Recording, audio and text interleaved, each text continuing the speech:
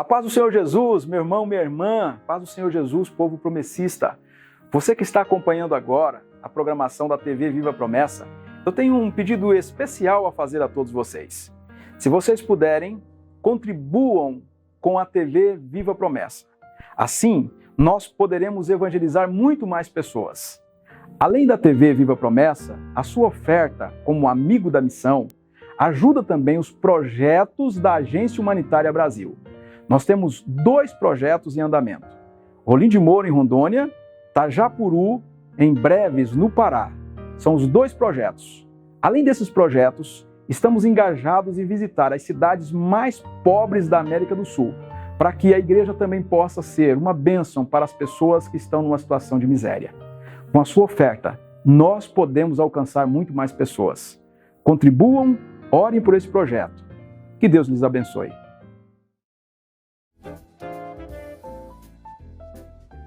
Olá, meu irmão, minha irmã, seja muito bem-vindo a mais uma Escola Bíblica. Graça e a paz de Jesus esteja sobre você, sobre a sua família, e é muito bom recebê-lo aqui mais uma vez para o nosso estudo. Estamos chegando ao final da série de lições Alegrai-vos, estamos na penúltima lição de número 12, permaneçam firmes. Num tempo de tanta desestabilidade, num tempo de tantas preocupações que nos afligem, estamos saindo, ainda vivendo aspectos da pandemia, né? Preocupações que nos atingem no trabalho, preocupações na família, preocupações diversas que nós temos ao longo da nossa semana.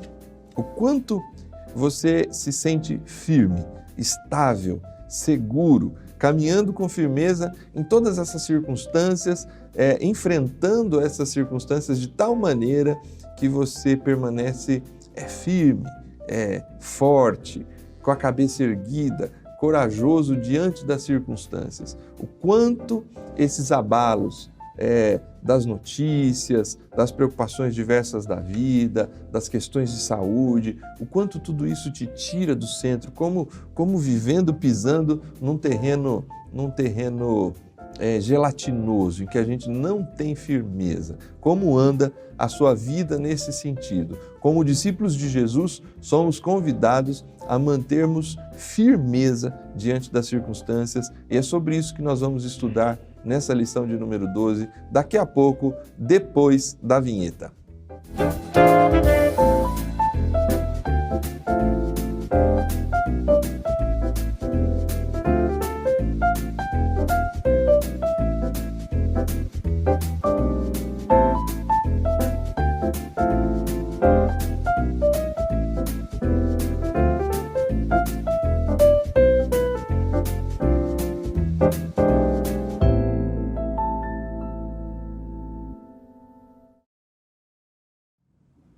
Muito bem, estamos de volta. Se você ainda não fez, a gente tem sempre pedido aqui, compartilhe esse link com seus amigos, irmãos da sua igreja local, irmãos de outras igrejas, amigos interessados no estudo da Palavra de Deus, para junto com a gente acompanhar o estudo da lição bíblica. Nós estamos há 3 meses estudando a carta de Paulo aos Filipenses, chegamos hoje no capítulo 4. Compartilhe esse link, ainda dá tempo de mais pessoas estarem conosco assistindo a lição de número 12, participando aqui conosco e se preparando, inclusive, para os estudos da lição nas igrejas locais no final de semana. E essa lição tem por objetivo propiciar ao cristão firmeza espiritual, tomando por base as orientações do apóstolo Paulo no trecho de Filipenses 4, de 1 a 9. Paulo ele abre o capítulo 4 com um portanto, né? Então, sempre que tem um portanto, você já deve ter ouvido isso de algum pastor, de algum professor de escola bíblica, sempre que tem um portanto, é porque veio bastante coisa atrás, antes, que faz com que ele chegue nessa conclusão, apontando para o ponto onde ele chegou. Parece que Paulo chega aqui a um ponto central, a uma preocupação. Essa carta é a carta da alegria, mas aqui talvez a gente está diante da grande preocupação de Paulo com a igreja de Filipos. Ele diz assim: portanto, meus irmãos, a quem amo e de quem tenho saudade, vocês que são a minha alegria e a minha coroa, permaneçam assim firmes no Senhor. ó amados. E para a gente conversar sobre esse assunto, eu tenho aqui comigo hoje o pastor Silvio Gonçalves. Privilégio recebê-lo mais uma vez, pastor Silvio, para participar do estudo dessa série de lições aqui. Muito bom tê-lo aqui com a gente. Por favor, dê aí o seu oi aí para o pessoal que está assistindo junto com a gente. Depois a gente começa a entrar aqui no estudo da lição 12. Amém. Paz de Cristo, pastor Júnior. Prazer estar aqui de novo com você, participar da lição bíblica. Desde criança eu fui ensinado a estudar a lição e isso tem feito muito bem para mim, né? E para a igreja como um todo, né? Sim. Então é muito bom a gente poder dedicar tempo para estudar as Escrituras. E um abraço para você que está em casa também, você e sua família, e permaneçam firmes estudando a palavra de Deus. Muito bem. Bom, não sei se eu erro, mas disse aqui já no começo que parece que Paulo chega num ponto que o preocupa, né? Essa é a carta, o tema dessa carta é alegria, né? Uhum. Não passa um capítulo, ou talvez poucos versos, sem que a ideia da alegria, do contentamento, da felicidade não apareça nessa carta. Paulo está preso, só que a ideia de se alegrar no Senhor, de enfrentar situações. No próximo estudo da última lição, ele vai retomar essa ideia, né, de que ele aprendeu a estar contente em todas as coisas, e aí a gente estuda na próxima lição. Só que aqui parece que ele chega no que tem um ponto de preocupação. Provavelmente, Epafrodito vai até a prisão, levando para Paulo suprimentos, alimentação, talvez roupas, outras coisas que fossem importantes para Paulo ali na prisão. Epafrodito é destacado pela igreja para ir e se encontrar com Paulo e ficar um tempo ali com Paulo na prisão em Roma. Provavelmente nessa conversa, Paulo, ele é um missionário, ele tem esse apostolado, né, essa coisa de avançar o evangelho, mas Paulo também é um pastor, né? Paulo é um pastor. E provavelmente ele pergunta, e aí, como é que tá? Como é que tá a igreja? E aí o Epafrodito fala, puxa, Paulo, tem um negócio aqui para te contar, né? E eles estão enfrentando um momento ali que eu penso que na cabeça de Paulo, para escrever aqui esses versos do capítulo 4, ele percebe assim, se isso se agravar, vai atrapalhar a firmeza espiritual de uma igreja que eu amo tanto, de uma igreja que é a minha alegria e coroa, né? Parece que tem uma situação ali, né? Eu acho que a preocupação de Paulo é a preocupação de todo bom pastor. Todo pastor que se preze, que ama a igreja, ele se preocupa em que os irmãos permaneçam firmes na fé. Quando a gente recebe, eu já tive essa experiência e você certamente também, essa experiência de receber uma notícia de que houve um problema entre irmãos na fé. Houve alguma situação que pode vir a causar dano à comunhão, à solidez da igreja. Isso inquieta a alma da gente, né? Isso deixa a gente aflito, a gente logo pensa e ora a Deus buscando caminhos para resolver, para estancar aquela sangria, né?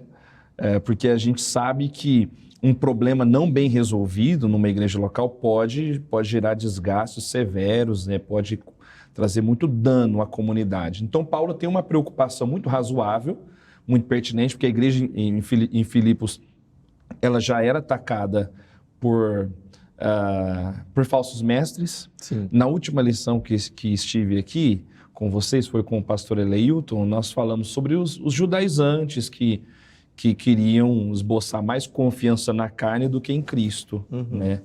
Então, era um grupo de pessoas que estava dentro da igreja e que abalava a fé dos crentes. Então, eles já tinham que lidar com esse tipo de situações, e que era muito comum no primeiro século, não só em Filipos, quanto em outras igrejas. E agora, parece que alguns problemas, alguns desentendimentos internos, né, dentro da comunidade, Sim, precisam ser administrados. Então, é uma preocupação de todo bom pastor. Jesus manifestou essa preocupação, orando ao Pai, dizendo, eu não quero que nenhum dos que o Senhor me deu se perca. sim. Então, é preocupação do pastor, que toda ovelha, todo discípulo de Jesus mantenha-se firme, né? Com certeza. Na lição aqui, nós temos alguns referenciais que vão apontando, que Paulo vai construindo no texto, pensando nessa firmeza espiritual, né? Como um bom pastor, ele fala, opa, preciso me preocupar com isso, isso, isso e isso. Eu acho que as perguntas da lição vão nos ajudar a identificar esses itens, né? Vão ajudar, obviamente, você que está em casa e tem a lição na mão, você conhece esses itens aí e está olhando para eles aí. Nós vamos caminhar aqui, junto com as perguntas, pastor Silvio, tentando olhar para esses itens e identificar onde Paulo identifica que isso pode ajudar para a firmeza na fé, né? Eu acho que a preocupação dele, começando aqui já na questão 1, né? Como Paulo agiu para garantir o convívio harmonioso na igreja de Filipos. Para responder, leia Filipenses 4, 2, verso 5 e o próprio corpo aqui da lição. Eu queria destacar, antes de passar a palavra aí para você ajudar a gente a refletir sobre como Paulo age para garantir esse convívio, né? O que eu rogo, o verso 2, né? Eu rogo a Evódia e também a Sintique que vivam em harmonia no Senhor. Sim, e peço a você, leal companheiro de jugo, que as ajude, pois lutaram ao meu lado na causa do Evangelho, com Clemente e meus demais cooperadores. Os seus nomes estão no livro da vida. Parece que a gente está lidando com liderança da igreja, né? Inclusive elas trabalharam fortemente ali na plantação da igreja, estavam juntos, caminharam juntos. Ele convida o pastor aqui, a responsabilidade também, o que está lá, né, o presbítero local lá, que está junto com a igreja, eu convido você aí, meu companheiro de jugo, para ajudar. A gente precisa resolver essa situação. A gente não tem claro qual é a situação, mas o fato é que por algum motivo Evódio está de um lado, Sintique está do outro e tem ali um problema colocado. Como Paulo age aqui, o que a gente pode aprender desses versos, da ação pastoral para conter esse problema que tá ali na igreja? Olha, me chama a atenção no versículo 1. Você até destacou a maneira como ele chama a igreja, como ele se refere à igreja, a minha coroa. Sim. A minha alegria. Paulo ele é muito afetuoso nessa abordagem que ele faz. Então, ele parece que ele não se aproxima deles de modo severo, com nenhum tipo de truculência. Veja, muito queridos irmãos, minha alegria, minha coroa. Então, ele entra com um tom afetuoso. Muito carinho, né?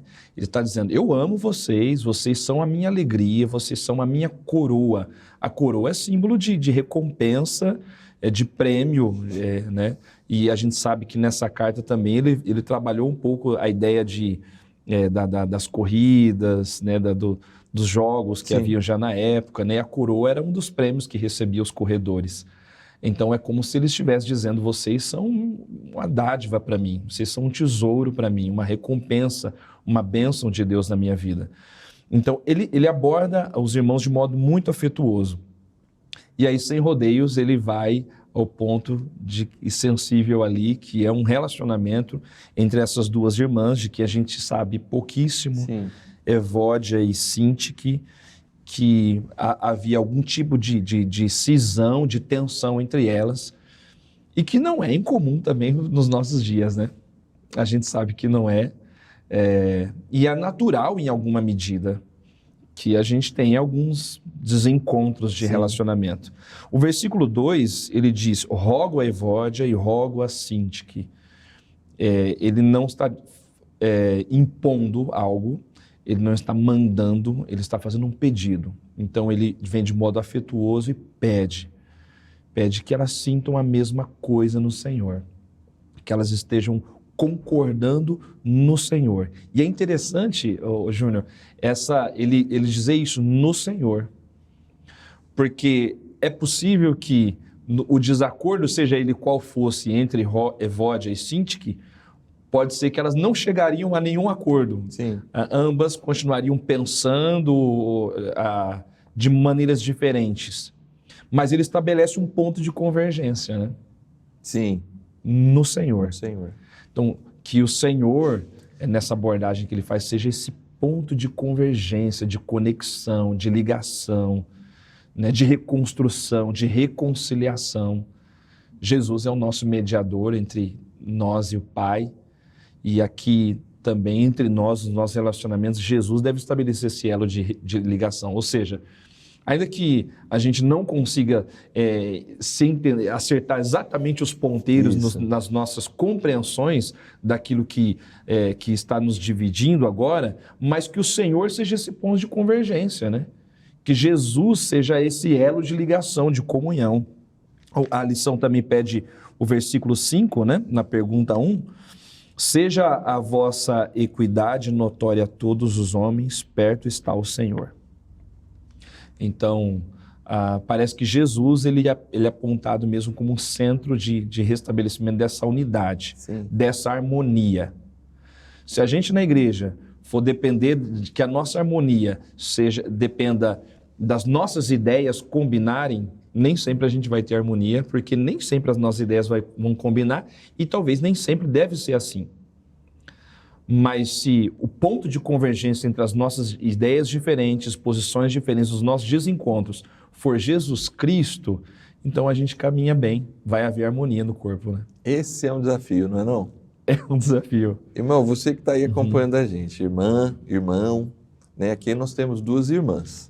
Nós temos, não sei se são duas diaconisas, que são duas líderes, parece que o contexto permite afirmar que elas participam ativamente da igreja, né? Então, assim, mas nesse caso são duas irmãs, poderiam ser dois irmãos, poderiam ser um irmão e uma irmã, uma pessoa mais velha e uma mais jovem. Sim. Poderia ser no grupo de louvor. No grupo de louvor, podia ser no ministério. No ministério de jovens. Um diácono e o pastor, ou um presbítero, enfim. O que eu queria chamar a sua atenção aqui para você refletir junto com a gente aqui. Geralmente nessas circunstâncias, eu achei muito interessante, Silvio, você trazer a ideia do ponto de convergência. E se eu tiver equivocado aqui na minha percepção pastoral, você me ajuda.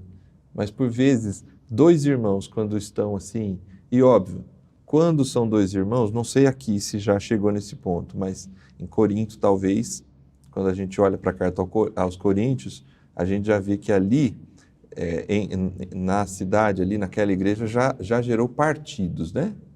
Você já tem gente do lado no caso lá em Corinto, né? Gente que é do partido de Pedro, do partido de Paulo, do partido de Apolo, do partido de Cristo, né?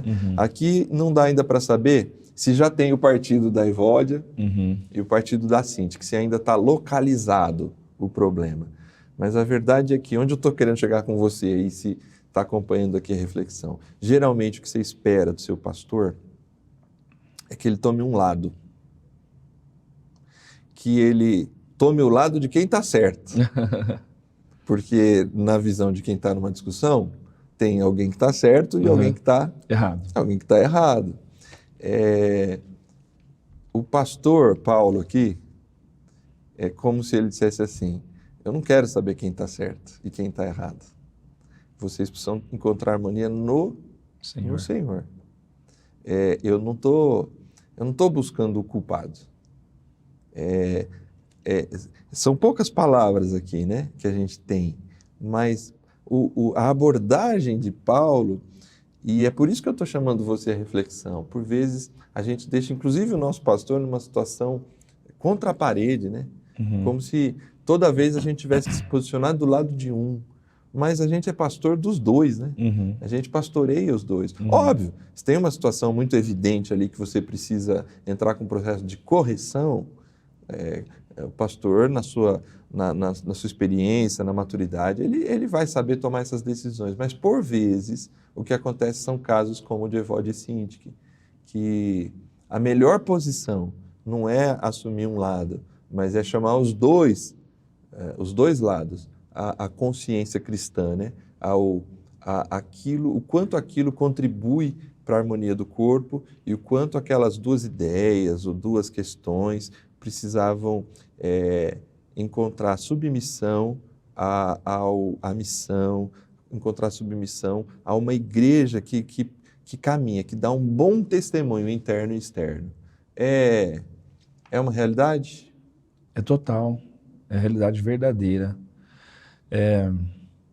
Eu li aqui o versículo 5 e ele pede equidade. Na minha tradução diz equidade, que é a moderação. Isso. Que a moderação seja conhecida da comunidade. Então, em certa medida, é inevitável que a gente tenha desencontros, mesmo na comunidade de fé. O próprio Paulo teve. Com Barnabé, Sim. no mínimo. O próprio Paulo teve. Ao que parece, o Barnabé era uma pessoa, assim, de fácil trato, eu suponho. José das Consolações. Exato. Um nome bom, né? Considerando pela maneira como ele é conhecido, né? Sim. Então, ele provavelmente era uma pessoa de fácil trato, mas ainda assim tiveram um desentendimento que, pela graça do Senhor, foi resolvido, né? Então, um relacionamento, uma tensão entre duas pessoas que seja numa igreja pode causar um prejuízo muito grande na comunidade do corpo como um todo. Paulo, então, pede moderação.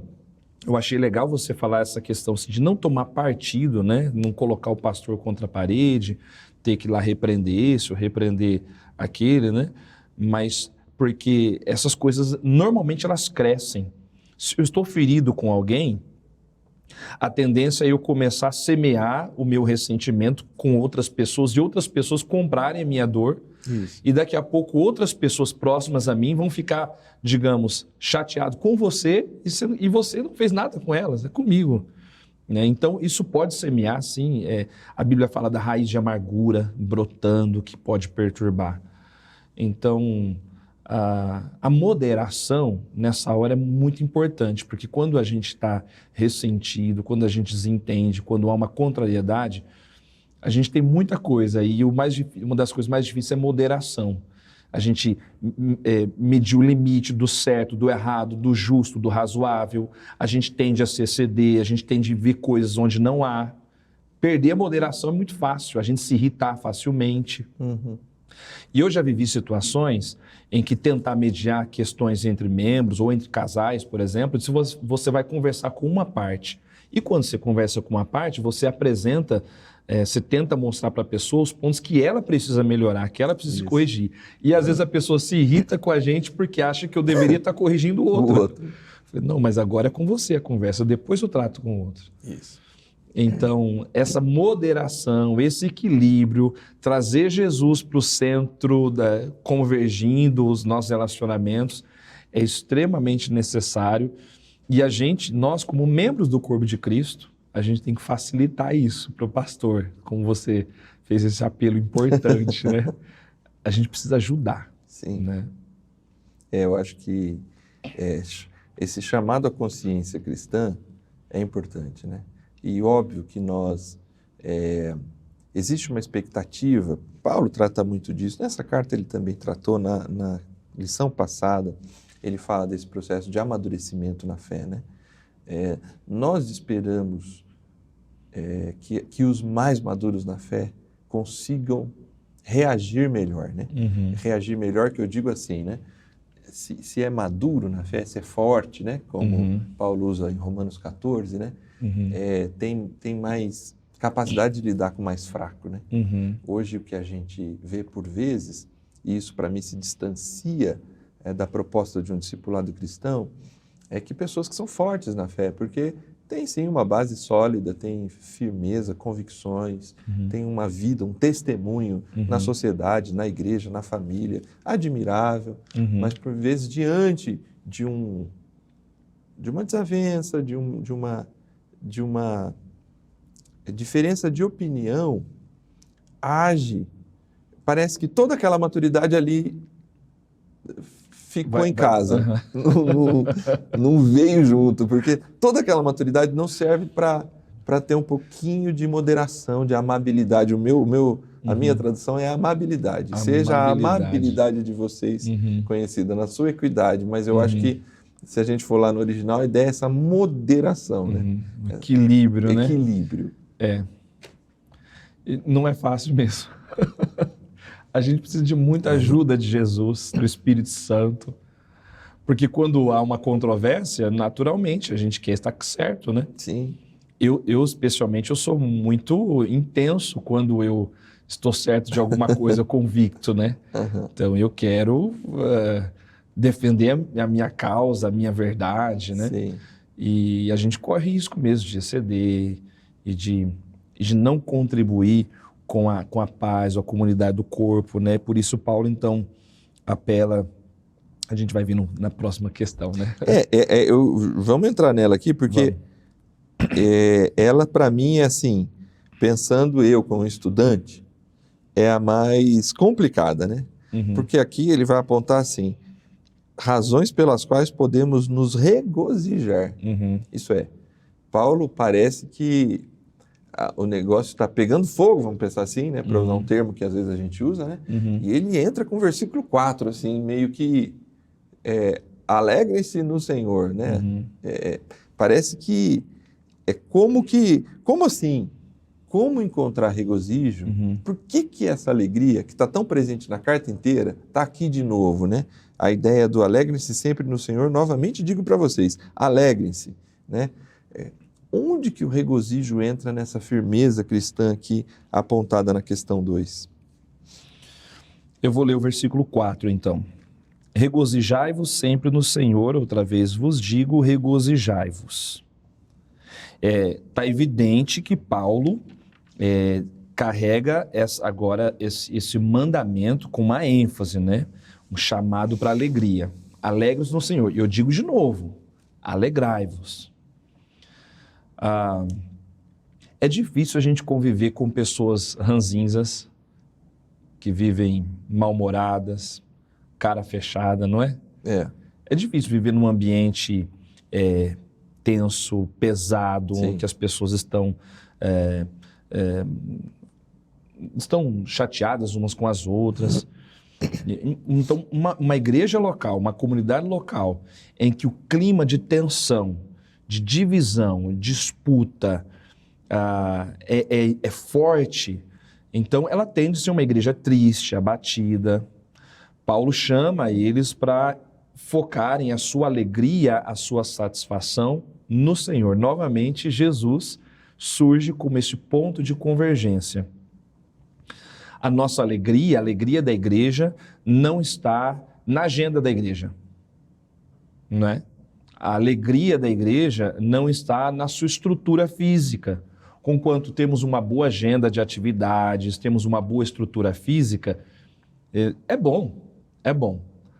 Mas a alegria da igreja não está necessariamente no desempenho que as pessoas têm cantando, pregando, tocando, fazendo as diversas outras coisas. A alegria da igreja está em Jesus Cristo.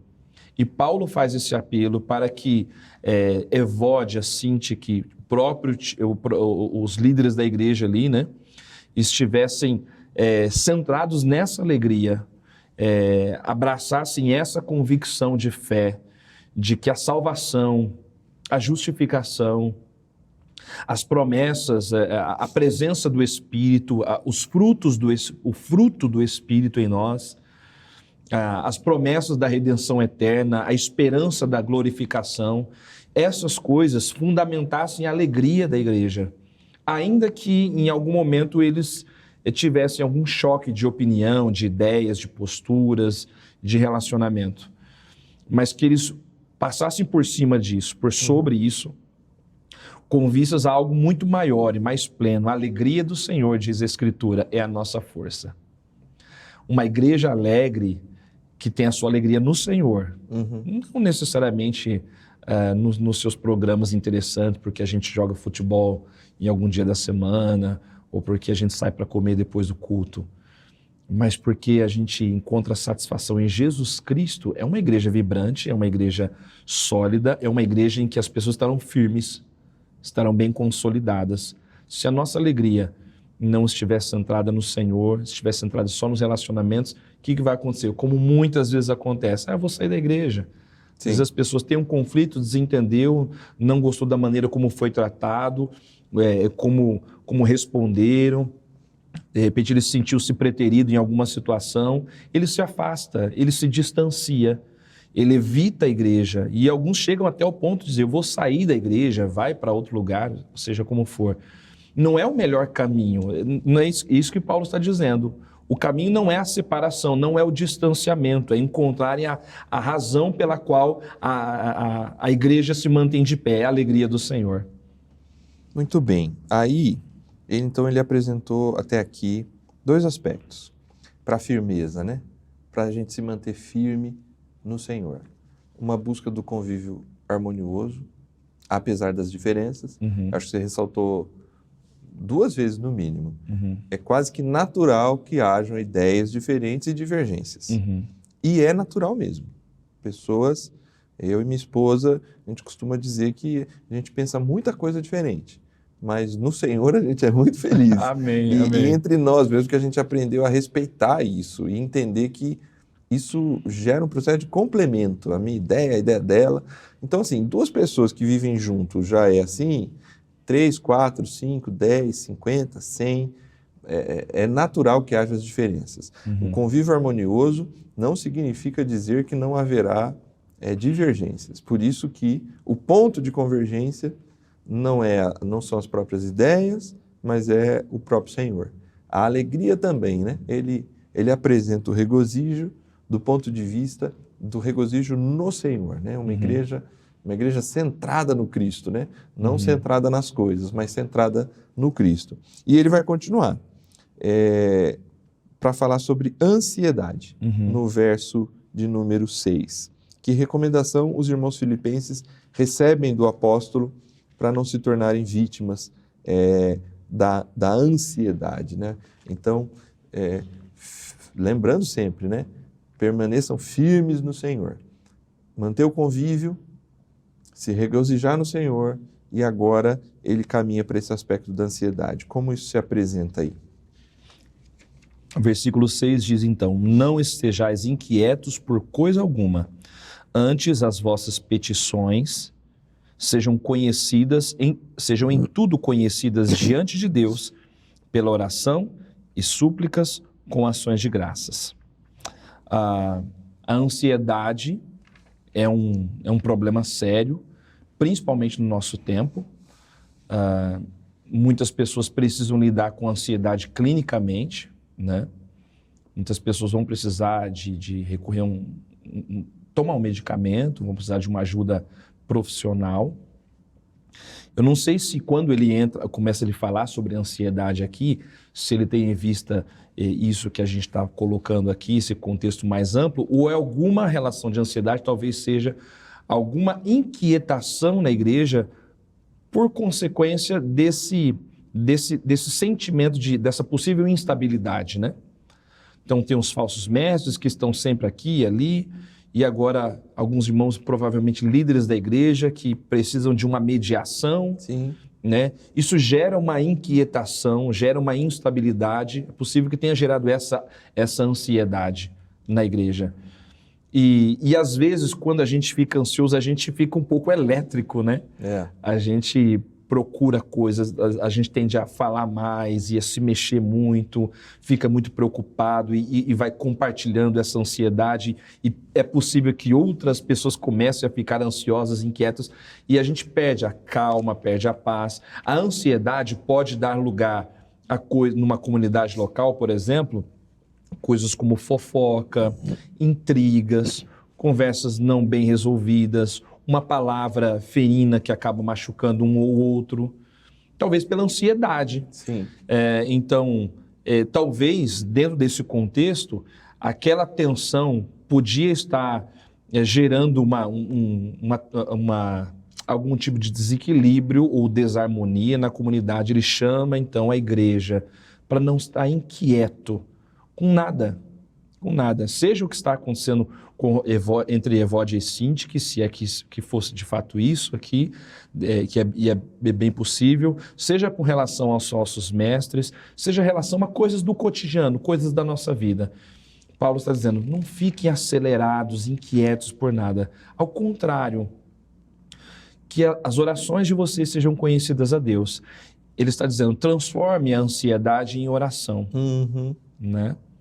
A Escritura também diz que nós devemos lançar sobre ele, é Tiago quem diz, né? Toda a nossa ansiedade. Pedro diz isso. Lançai sobre ele toda a vossa ansiedade, porque ele tem cuidado de vós. Então, se o Senhor cuida da gente, então a nossa ansiedade não deve se transformar em críticas, em ofensas, em provocações, em ciúmes. Elas têm que ser convertidas em oração.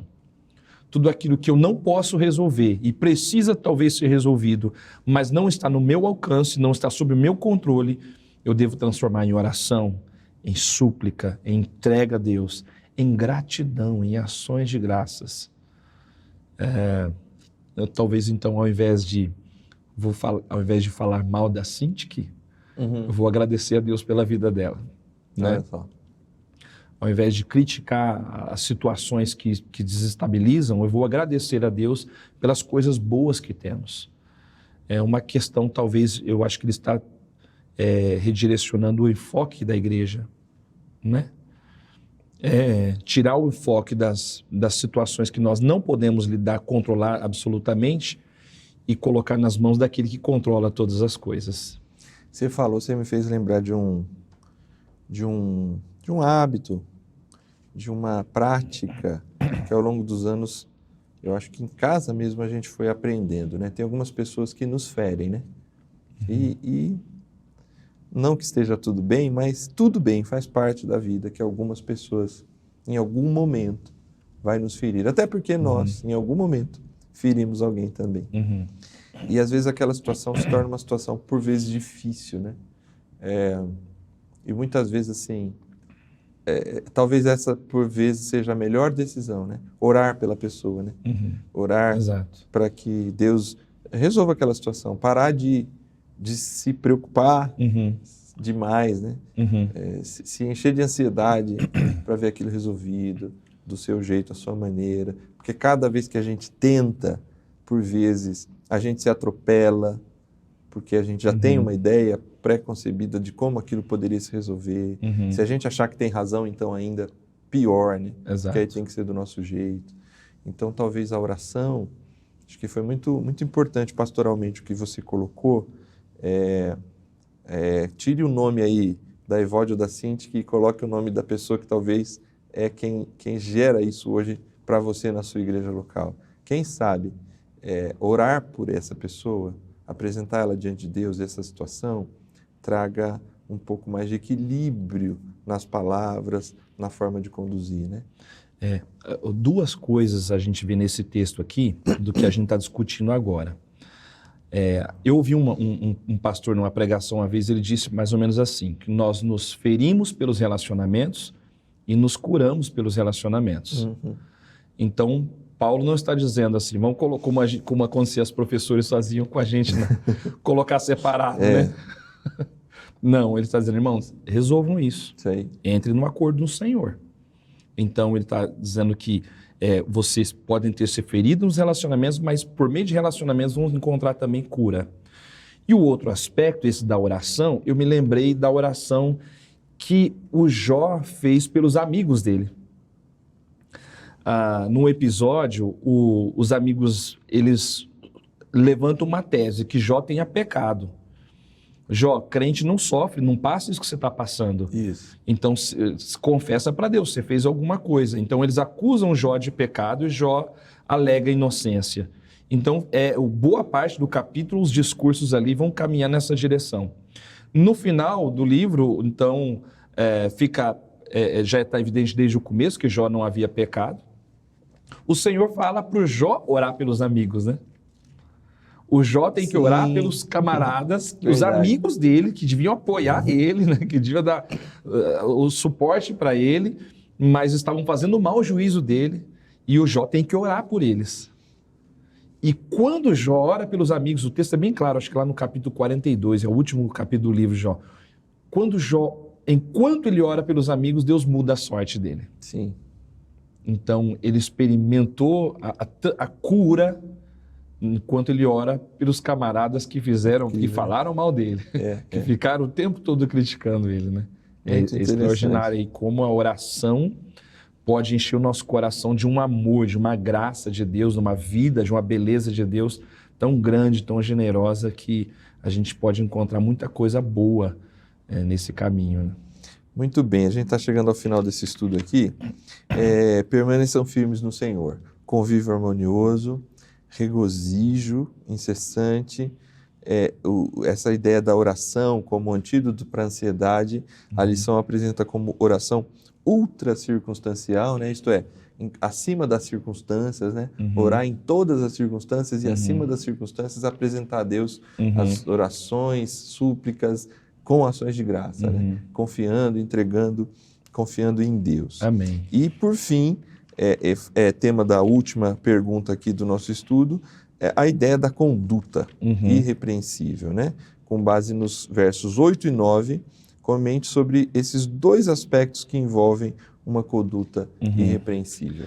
Júnior, eu vou ler os dois versículos, Certo. que ele é maravilhoso, né? Um dos versículos assim, daqueles que nos inspiram na Bíblia, né? Quanto ao mais, irmãos, tudo que é verdadeiro, tudo que é honesto, tudo que é justo, tudo que é puro, tudo que é amável, tudo que é de boa fama, se há alguma virtude, se há algum louvor, nisso pensai. O que também aprendestes e recebestes e ouvistes e vistes em mim, isso fazei, e o Deus da paz estará convosco. Aleluia. Amém. Aleluia. Então, os dois aspectos são, a lição traz para nós que o primeiro deles é o pensamento correto. Então, diante das circunstâncias, das divergências que a gente vive, o pensamento correto é naquilo que é bom, naquilo que é puro, naquilo que é de boa fama. Não é a gente ficar investigando a vida do outro para nos certificarmos ainda mais de que a gente está certo e ele está errado, né? Sim. A gente ficar procurando defeito, procurando Isso. podre nos outros. Não é o caminho cristão. Não é a atitude do crente ir aqui e ali para falar mal do outro, para ganhar algum tipo de prestígio em detrimento do outro. Não é a conduta do cristão. A conduta do cristão é sempre pensar naquilo que é puro, que é justo, tem boa fama. Então, o cristão não é um difamador. O cristão não é um murmurador. O cristão não é uma pessoa que vive de provocações, irritando. O cristão é um pacificador, é um abençoador. Ele traz em sua mente coisas que edificam, que abençoam. Então, mesmo que de alguma maneira na comunidade a gente tenha se machucado, o que a gente vai cultivar no nosso pensamento são as coisas boas que nós recebemos pelo Evangelho, né? E não as coisas ruins. A outra conduta é a assimilação correta. Colocar em prática, não é só ficar pensando, né? Sim, sim. Em coisas boas, mas ter atitudes boas, positivas. Paulo diz, o que vocês viram, o que vocês aprenderam, o que vocês ouviram de mim, coloque em prática. E o Deus de paz vai estar com vocês. Então é colocar em prática o Evangelho, o perdão, os valores da graça, da tolerância, da paciência, né? Buscar tudo isso no Senhor, para que a gente possa viver em paz uns com os outros. Essa lição está bem prática. Bem prática. Eu queria te convidar a refletir, irmão, irmã e amigo que está nos acompanhando aqui, amante do estudo bíblico, do estudo da lição. Nessa palavra final aí do pastor Silvio, em cima dessa questão, né, dessa conduta irrepreensível, infelizmente hoje a gente tem redes sociais, né? E às vezes elas se tornam o ambiente de mandar um recado, né? Uhum. Ela se torna um ambiente em que você... Então tá bom, eu não falo diretamente para o Silvio, mas eu vi alguma coisa me incomodou, eu nem sei direito, né? Vi de longe. Mas aí eu me posiciono na rede social, mandando assim aquele recado, né? Parece que não é uma postura de Filipenses 4, 8 e 9, né? Uma postura de um cristão que tem em vistas o bem do corpo, né? Exato. Realmente o Silvio pode ter feito alguma coisa que chateou alguém, ou me chateou, ou que me ofendeu, mas o caminho nunca é o caminho da exposição, né? O caminho da difamação. Nós somos convidados a essa sobriedade, né? A essa conduta irrepreensível, né? Pensa no que é bom, trabalha para o bem, pratica aquilo que você aprendeu. Parece que é difícil ver Jesus nessa situação, né? Em que pessoas utilizam... Por isso que eu estou falando que ela é muito prática, essa nossa lição, né? Porque, infelizmente, as redes sociais trouxeram isso para as nossas vidas, né? Uhum. Essa é uma cultura, a gente fala tanto de cultura mundana, né? Uhum. E relaciona com coisas que a gente acha que é o mundo para dentro da igreja, mas se tem uma coisa que é o mundo para dentro da igreja, é quando a gente assume essa cultura mundana de usar as redes sociais de uma forma que você consegue ofender alguém se protegendo nas redes sociais, né? Uma coisa que eu observo na questão das redes sociais é o seguinte, a cultura das redes sociais exige que você se posicione muito rapidamente a respeito de tudo que acontece. Se alguma pessoa do mundo da política, dos famosos ou qualquer coisa, alguma coisa se torna notícia, rapidamente as pessoas têm que se manifestar nas redes sociais, têm que emitir sua opinião, especialmente as pessoas que são mesmo do mundo dos comentaristas, são da opinião. E não tem que ser assim, né? A gente não precisa ser tão rápido em dar uma opinião sobre alguma coisa. É importante a gente avaliar, pensar, refletir, digerir, tentar perceber se tem um outro lado, se tem um outro aspecto que não foi enxergado ainda, para depois a gente tentar se posicionar. Por que não orar primeiro antes de dizer alguma coisa, né? Isso vale para as redes sociais, vale para a nossa vida de um modo geral. Sobretudo os cristãos, eles têm que manifestar esses valores que Paulo está encorajando a ter. Aquilo que é honesto, que é justo, que é verdadeiro. Então, nas redes sociais, não é difícil a gente semear fake news, falsa notícia.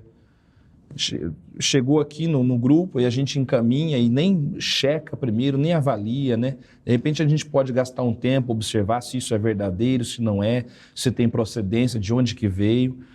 Então, nesse mundo que as pessoas têm a urgência de querer ser o primeiro a dar a notícia, querer comentar primeiro, a gente pode errar muito.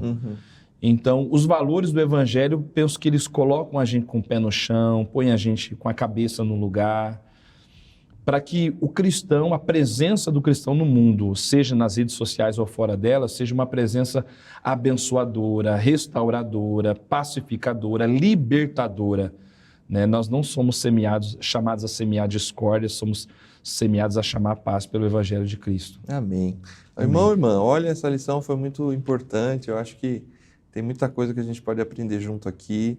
Eu te convido a compartilhar esse estudo aí, esse link, com outras pessoas que não acompanharam, para que possam participar desse estudo. Paulo tinha uma preocupação e ele pede, permaneçam firmes no Senhor. E ele vai trabalhar esses itens aqui, né? Itens tão importantes para que a gente possa contribuir para o bem do corpo, né? Para o bem da igreja. Paulo está preocupado com toda a igreja, ele não está preocupado só com a Evódia e só com a Síntica, ele está preocupado com as duas, ele está preocupado com os outros colaboradores, com a liderança da igreja, ele está preocupado com o testemunho interno e o testemunho externo que essa igreja dá na sociedade. Eu acho que são ricas lições para nós, tanto líderes quanto irmãos que participam de igrejas locais. Nós precisamos olhar, reolhar e olhar mais uma vez para um texto como esse de Filipenses 4. Bom, por fim, o texto traz duas aplicações: para permanecer firme, cultive bons relacionamentos, e para permanecer firme, cultive bons pensamentos. Ideias que já estão presentes em toda a discussão que a gente teve aqui, lidando aí com os nossos relacionamentos, né? Achei muito legal a frase: a gente é ferido nos relacionamentos, mas também é curado nos relacionamentos. Pastor Silvio, muito obrigado da sua ajuda, do seu apoio aqui nessa lição específica, nessa série. Com certeza contaremos contigo em outras oportunidades. Deixe sua palavra final aí para os nossos amigos, irmãos e irmãs que estão com a gente e faça uma oração final para encerrarmos esse estudo. Amém. Obrigado, Júnior. Para você que está em casa, eu quero te encorajar a permanecer firme no Senhor. A gente sabe, né, porque somos pastores, a gente sabe que às vezes a experiência de fé na igreja, muitas vezes ela pode ser um pouco tensa, conflituosa, mas é um encorajamento de Deus para nós hoje, para a gente permanecer firme em Cristo. Se há alguma situação que precisa ser resolvida, ore a Deus e busque, o Senhor vai te dar graça e ajuda de outros membros da fé para resolver essa situação de conflito e permanecer firme no caminho da vida. Vamos fazer a oração. Senhor nosso Deus, muito obrigado pelo estudo de hoje, foi muito bom, foi muito rico e nós ficamos felizes por poder ler a Tua palavra e sermos abençoados por meio dela. Nós pedimos a ajuda do Espírito Santo para colocar em prática tudo o que aprendemos. que não haja entre nós raiz de amargura que traga perturbação, que não haja entre nós ressentimento, divisão, que não possa ser superado pela alegria do Senhor. Senhor, dá força para a igreja, para que ela encontre paz e esperança na alegria do Senhor, que os relacionamentos feridos possam ser pacificados, que haja paz, cura e perdão pela presença do Senhor na comunidade de fé. Ensina-nos a viver bem, ensina-nos a cultivarmos bons relacionamentos, que nenhum de nós pense em se afastar da igreja, da comunidade, do povo do Senhor, por conta de questões mal curadas ou maltratadas.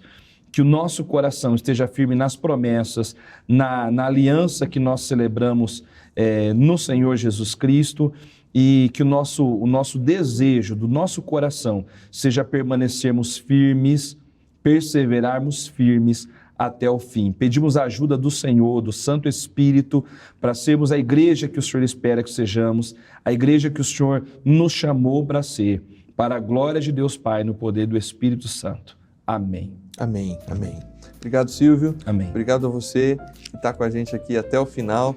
E nós esperamos você na semana que vem para concluirmos o estudo desta série Alegrai-vos, com a lição de número 13, a arte do contentamento. Que você tenha um bom resto de semana aí, em qualquer momento que você assistir, que Deus te abençoe e guarde a você e a sua família. Até semana que vem.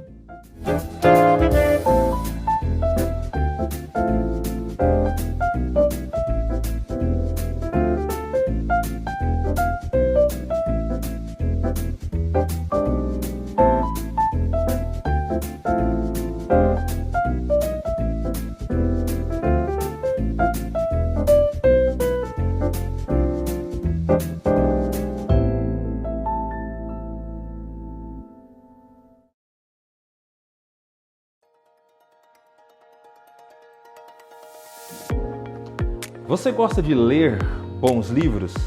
Já teve algum livro que mexeu profundamente com você e lhe ajudou em alguma área da sua vida? Eu acredito que, assim como eu, provavelmente você tenha algum livro especial. Você sabia que a nossa denominação ela possui uma editora, uma livraria, a Editora Promessa? Nós estamos aqui agora, no centro de São Paulo, na nossa loja física, a nossa livraria no centro da cidade de São Paulo. Nós estamos ampliando o nosso atendimento para melhor alcançar e servir os nossos leitores, porque esse é o nosso objetivo como editora, servir através da publicação, proclamar o Evangelho através da publicação. Então conheça a nossa loja física, nós estamos trabalhando para ampliar também o nosso catálogo, o número de lançamentos, há novos livros aí sendo programados para os próximos meses, estamos trabalhando também para melhorar o nosso espaço onde a gente guarda livros, nossos estoques. Então conheça a nossa livraria física, conheça também a nossa livraria virtual, editorapromessa.com.br. Acesse esse site, conheça os nossos lançamentos, conheça o material que a gente tem à disposição para abençoar a sua vida e a vida da sua família.